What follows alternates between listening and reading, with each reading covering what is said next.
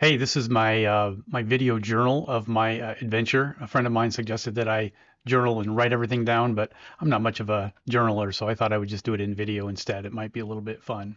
Back in earlier December, I was diagnosed with a rare sarcoma. I have a tumor on my leg that had been there for a little while, and I noticed it was growing a little bit more in recent weeks. And so I went to the doctor, and sure enough, I was diagnosed after several tests of myxofibrosarcoma. It can be fast growing if it's not caught on time.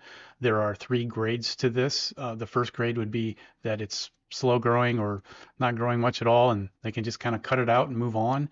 A grade 2 sarcoma would be one that is growing and it's in danger of spreading or maybe has already started to spread a little bit locally.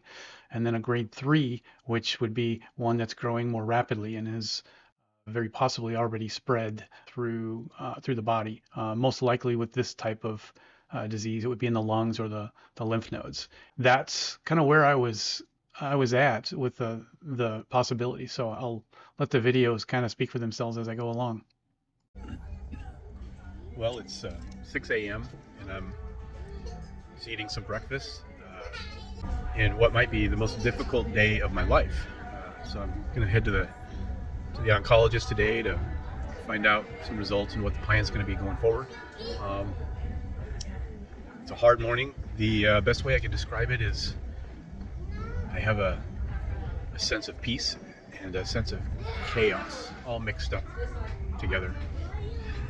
I know that God has a plan and that I'm part of it in some way, and that whatever the results are today,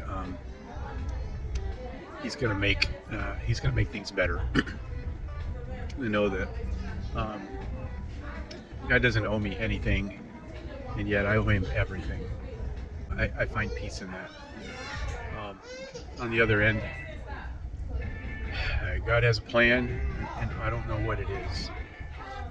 And I feel like my future could go so many different ways, and I know that there's going to be hard days and suffering, and days that I bounce back and forth between appreciation and love, and maybe anger and distress. I don't know. I just don't know what's to come, but it's going to be okay.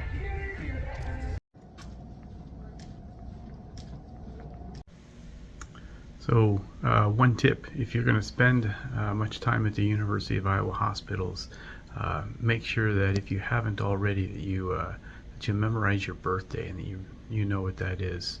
You don't want to be caught off guard. Every nurse or every person I come in contact with asks me my name and my birthday. So my birthday is in about a month, and so I hope they all remember it. Day 2 is a much better day than day 1 was. I got some good news back from my CT scan. It looks like there has not been any spread of the tumor to my body, so that's good. What a relief.